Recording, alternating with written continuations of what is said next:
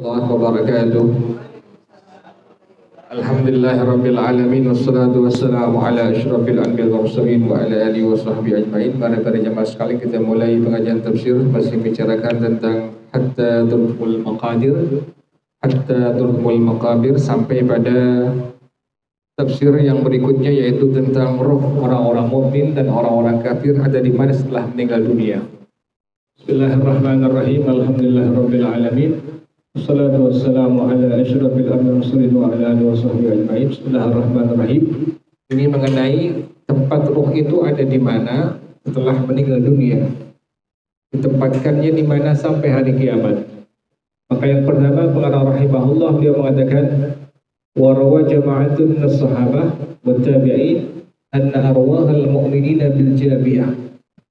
Dan meriwayatkan hadis dari sekelompok sahabat kemudian ulama-ulama tabi'in radhiyallahu anhum bahwasanya roh-roh orang mukmin itu ada di Jabiyah.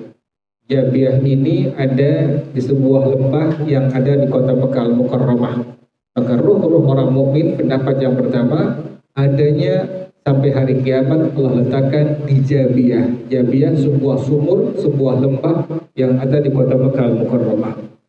Kemudian wa Abdullah bin Amr annahu qala, dari sahabat Nabi Sayyidina Abdullah bin Amr radhiyallahu taala anhu, dia mengatakan inna arwahal mu'minin tajtami'u bil jabiyati. Sesungguhnya roh-roh orang mukmin ini, laki perempuan, berkumpul di lembah Jabiyah. Sekali lagi, Jabiyah adalah sebuah lembah yang ada di kota Mekah Al-Mukarramah.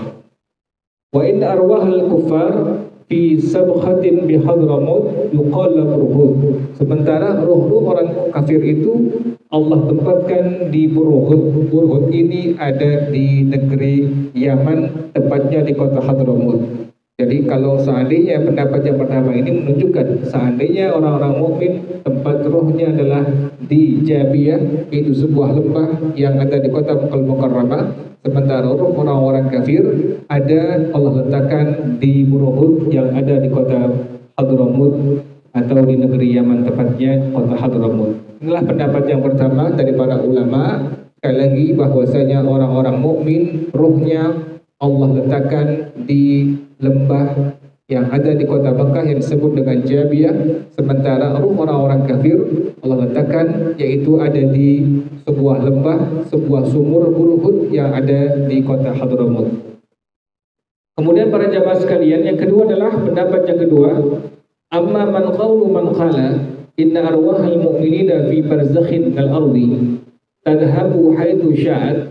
Adapun pendapat ulama yang mengatakan roh orang-orang mukmin ini di sebuah barzakh. Barzakh ini pemisah antara dua sesuatu, disebut dengan barzakh. Antara negeri dunia dengan akhirat disebut dengan barzakh. Ada pemisahnya antara dunia dengan akhirat, maka itulah yang disebut dengan barzakh. Nah, orang-orang mukmin ini rohnya ada di sebuah barzakh yang kita sering bilang alam barzakh. Barzakh dari permukaan dunia yang roh orang mukmin semuanya bisa pergi sekehendak itu roh.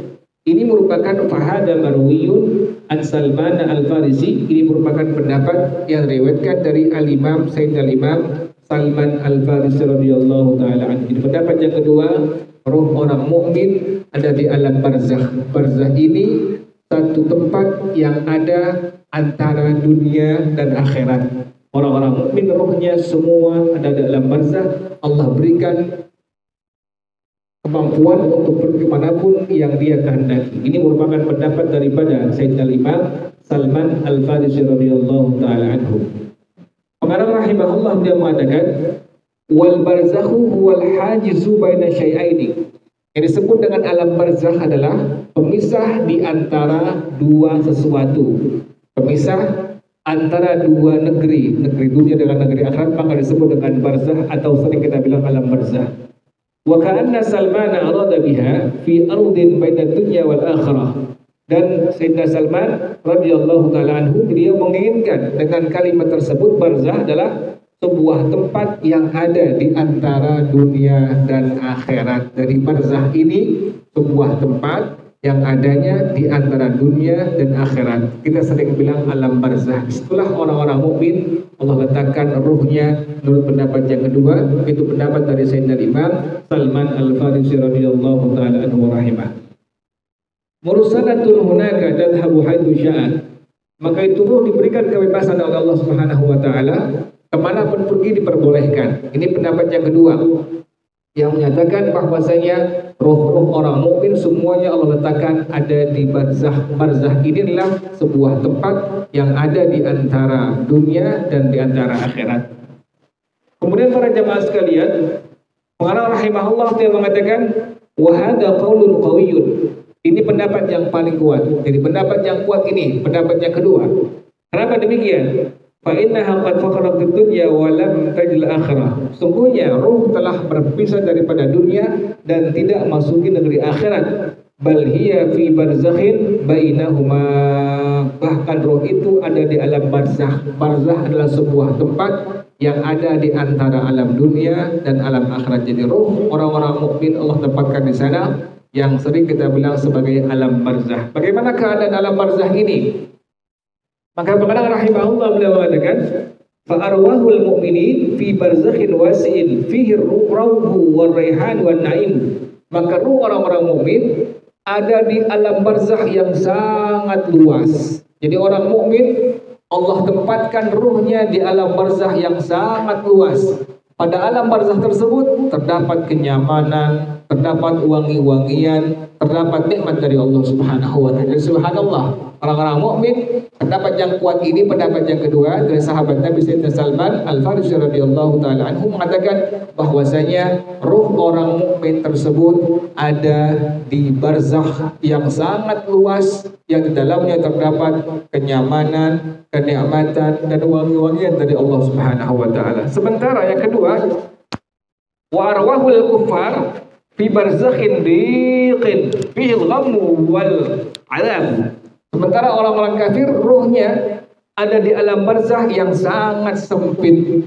Jadi alam barzakh orang kafir Allah tempatkan sangat sempit alam barzakhnya. Dalam alam barzakh yang ini merupakan tempat orang-orang kafir, di dalamnya terdapat azab dari Allah Subhanahu wa taala. Jadi orang-orang mukmin alam barzakhnya sangat luas, di dalamnya terdapat kenikmatan, kenyamanan, wangi-wangian. Sementara orang-orang kafir tidak ada wangi sama sekali, sangat bau, kemudian terdapat adab dari Allah Subhanahu wa taala. Inilah pendapat yang kedua, pendapat yang kuat dari Sayyidina Imam Salman Al-Farisi radhiyallahu taala anhu wa rahimah. Jadi sekali lagi saya ulang, pendapat yang pertama, ruh orang-orang mukmin ada di sebuah tempat lembah di kota Mekah yang disebut dengan Jabiyah. Sementara ruh orang-orang kafir ada di sebuah lembah tempat yang disebut dengan Burhud yang ada di kota Hadramut atau tepatnya negeri Yaman. Yang kedua adalah pendapat daripada Sayyidina Imam Salman Al-Farisi radhiyallahu taala anhu yang menyatakan ruh orang-orang mukmin ada di alam barzakh yang Allah tempatkan, yang Allah berikan kebebasan kemanapun dia pergi. Alam barzakh orang-orang mukmin Allah berikan sangat luas, dan terdapat kenikmatan dari Allah, kenyamanan dan wangi-wangian. Sementara barzakh untuk orang-orang kafir sangat sempit, di dalam terdapat adab dari Allah Subhanahu wa taala. Pendapat yang kedua, pendapat yang kuat daripada Sayyidina Imam Salman Al-Farisi radhiyallahu taala anhu rahimah. Sudah sampai sini ya. Kemudian yang ketiga, inna arwahal mu'minin fi illiyin fis sama'is sabi'ah. Pendapat yang ketiga, ruh orang mukmin ini ada di illiyin. Illiyin adanya di langit yang ketujuh. Ini pendapat yang ketiga yang menyatakan bahwasanya ruh-ruh orang yang beriman kepada Allah, laki perempuan, mukmin dan mukminah, Allah tempatkan di sebuah tempat yang disebut dengan illiyin. Illiyin adalah adanya di langit yang ketujuh. Sementara wa arwahal kuffar fi sijjin fil ardi sabi'ah. Sementara ruh-ruh orang kafir itu Allah tempatkan di sijjin yang ada di bagian bumi lapis yang ketujuh. Jadi orang-orang mukmin pendapat yang ketiga ini Allah tempatkan di sebuah tempat illiyin, yaitu tempat yang ada di langit yang ketujuh. Sementara orang-orang kafir Allah tempatkan ada di sebuah tempat yang disebut dengan sijjin yang ada di lapisan bumi yang ketujuh. Ini pendapat yang ketiga dari para ulama yang menyatakan demikian. Roh orang-orang mukmin ada di Illiyin, sebuah tempat di langit yang ketujuh. Kemudian roh orang kafir ada di sebuah tempat yang disebut dengan sijjin. Sijjin adalah sebuah tempat yang ada di bagian lapis bumi yang ketujuh. Yang keempat, para jamaah sekalian, Allah rahimahullah beliau mengatakan, inna arwahal mu'minin an yamini Adam. Sesungguhnya roh-roh orang yang beriman kepada Allah, laki perempuan, ada di sebelah bagian kanan Nabi Adam alaihissalam. Roh orang-orang yang beriman kepada Allah, Allah tempatkan ada di bagian sebelah kanan Nabi Adam alaihissalam. Wa arwahal kufar an yasarihi. Sementara roh orang-orang kafir Allah tempatkan di bagian kiri Nabi Adam alaihissalam. Ini pendapat yang keempat. Jadi inilah bagian daripada pembagian para ulama, masing-masing pendapatnya ada nasnya, yaitu yang pertama tadi orang-orang mukmin rohnya Allah tempatkan di Jabiyah. Jabiyah adalah sebuah lembah yang ada di kota Bekal Mukarramah. Sementara roh orang-orang kafir Allah tempatkan yaitu sebuah tempat yang disebut dengan Burhud yang ada di kota Hadramut. Pendapat yang kedua adalah orang-orang mukmin Allah tempatkan di alam barzakh yang sangat luas. Dalamnya terdapat kenikmatan, kenyamanan, wangi-wangian. Sementara orang-orang kafir Allah tempatkan di sebuah barzakh yang sangat sempit dan dalamnya terdapat azab dari Allah Subhanahu wa taala. Pendapat yang ketiga, roh orang-orang mukmin adanya di Illiyin. Illiyin ada di langit yang ketujuh.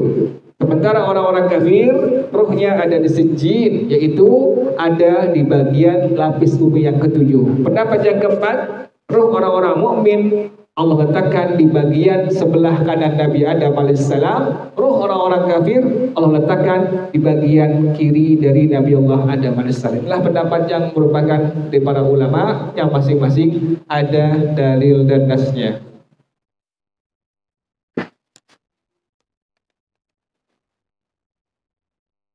Bismillahirrahmanirrahim. Uqiyah dikatakan an Abi Kilabah, dari seorang ulama yang bernama Sayyidina Imam Abu Kilabah radhiyallahu taala anhu.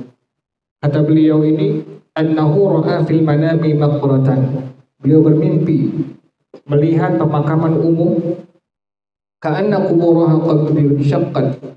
Beliau melihat semua kuburnya itu terbelah.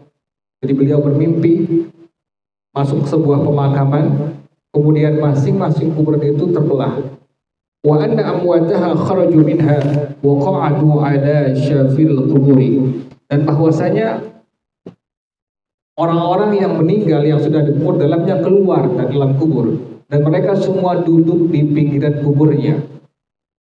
Wa ka'anna baina yadayhi rajulin wa yahid minhum tabaqan min nurin. Dan beliau melihat di antara di depan setiap satu orang yang meninggal tadi itu ada cahaya. Nampak cahaya yang sangat indah, yang sangat terang benderang. Jadi masing-masing orang itu di hadapannya ada senampan cahaya, sangat terang, sangat indah. Wa ra'a fi ma bainahum rajulan min jiranihim lam yara baina yadayhi nuran. Dan beliau melihat ada salah seorang laki-laki yang di hadapannya tidak ada sama sekali cahaya. Jadi orang-orang yang meninggal tadi semua di hadapan mereka ada satu nampak cahaya yang sangat terang, yang sangat indah. Sementara Al-Imam Abu Kilabah radhiyallahu anhu dia melihat ada seorang laki-laki yang di hadapannya tidak ada sama sekali cahaya. Kemudian fasa'alahu, beliau langsung bertanya kepada laki-laki ini. Wa qala lahu, dan beliau mengatakan, mali ara nuran baina yadaik. Kenapa aku tidak melihat di hadapan kau tidak ada cahaya sama sekali? Apa kata orang ini yang di hadapannya tidak ada cahaya sama sekali? Kata beliau, inna lihaula'i auladan wa asdiqa'a yad'una lahum wa yatasaddaquna alaihim. Sesungguhnya mereka ini yang di hadapannya ada cahaya yang sangat indah, yang sangat terang, karena mereka memiliki anak-anak yang saleh dan mereka memiliki teman-teman yang saleh dan salehah yang mereka semua mendoakannya. yang mereka semua bersedekah untuk mereka itu. Jadi subhanallah. Jadi orang-orang yang meninggal dunia memiliki anak yang soleh dan salihah atau teman-teman yang soleh dan salihah, itu mereka di hadapan mereka ada cahaya yang sangat indah, yang sangat terang. Sebab apa? Sebab anak-anak mereka, teman-teman mereka yang soleh dan salihah itu mendoakan mereka dan bersedekah untuk mereka semua yang telah meninggal dunia.